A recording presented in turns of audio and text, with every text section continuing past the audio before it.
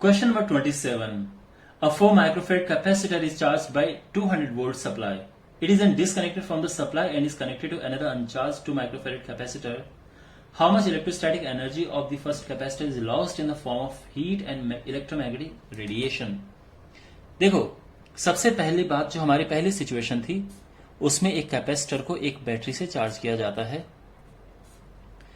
Capacitor का जो capacitance है ये है 4 माइक्रोफैरेड और जो बैटरी है ये है 200 वोल्ट की। अब इसके बाद इस बैटरी को हटा के यहां पे लगा दिया एक कैपेसिटर, एक और कैपेसिटर। ये तो पहले ही था हमारे पास, ये नया कैपेसिटर 2 माइक्रोफैरेड लगा दिया है। तो देखो दोनों केस में एनर्जी आएगी। इस केस में U1 एनर्जी है, इस केस में U2 एनर्जी है। और क्वेश्चन ये है कि U1 माइनस U2 हमें बताना है, उस एनर्जी का डिफरेंस बताना है कि पहले और बाद में क्या डिफरेंस है। क्वेश्चन समझ आ गया? ओके, तो देखो अब हमें जो पहला केस है उसमें एनर्जी निकालते हैं। तो एनर्जी का फॉर्मूला होता है half CV square. C is 4 microfarad, voltage is 200, इसका स्क्वायर। तो जब हम इसे सॉल्व करेंगे तो ये आएगा 2 से 2 कटेगा, 2 दूनी 4 दूनी 8 into 10 raise to the power -2 joule. ठीक है, यानी हम चाहे तो 0.08 जूल भी लिख सकते हैं, जो भी कन्वीनियंट होगा देख लेंगे बाद में। अब U2 निकालना है।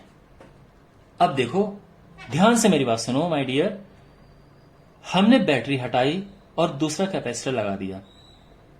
इस प्रोसेस में देखो क्या चीज चेंज हुई है। सबसे पहली बात, जो कैपेसिटेंस है वो चेंज हो गया है। अब जो नया कैपेसिटेंस है उसको मैं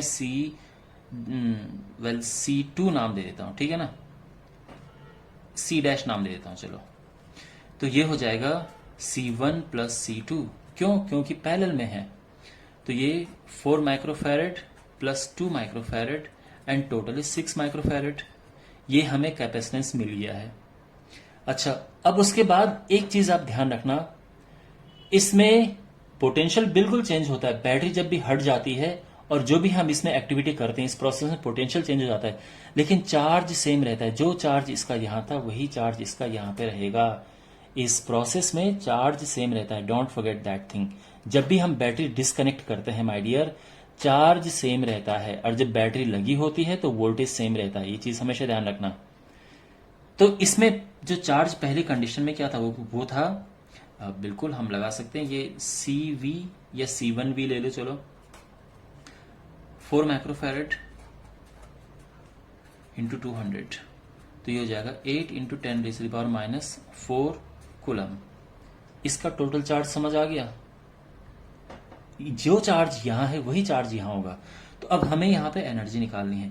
तो देखो एनर्जी का फॉर्मूला अब दोनों हमारे पास है। बात के केस में कैपेसिटेंस भी है और चार्ज भी है। कैसे बात के केस में? कैसे? चार्ज तो ये पहले वाला है, बिकॉज चार्ज सेम है, तो यही चार्ज दूसरे वाले केस में भी होगा जो कि पहले वाले केस में था। तो देखो आप जानते हैं Q एंड C के टर्म्स में भी हमारे पास एनर्जी का फॉर्मूला होता है जो कि ये है। तो ये हो जाएगा 8 into 10 raise to the power -4 का स्क्वायर, 2 इंटू जो कैपेसिटेंस है वो है 6 माइक्रोफैरेड। तो हो जाएगा 8 into 8 upon 2 into 6 into 10 raise to the power 4 दूनी 8, और ये ऊपर गया तो -2 हो जाएगा। ये 4 है, 8 दूने ये हो जाएगा 16/3 into 10 raise to the power -2 joule. ठीक है, यहां तक सब कुछ। अब कितना लॉस इन एनर्जी हुआ है वो U1 माइनस U2 करके निकाल सकते हैं।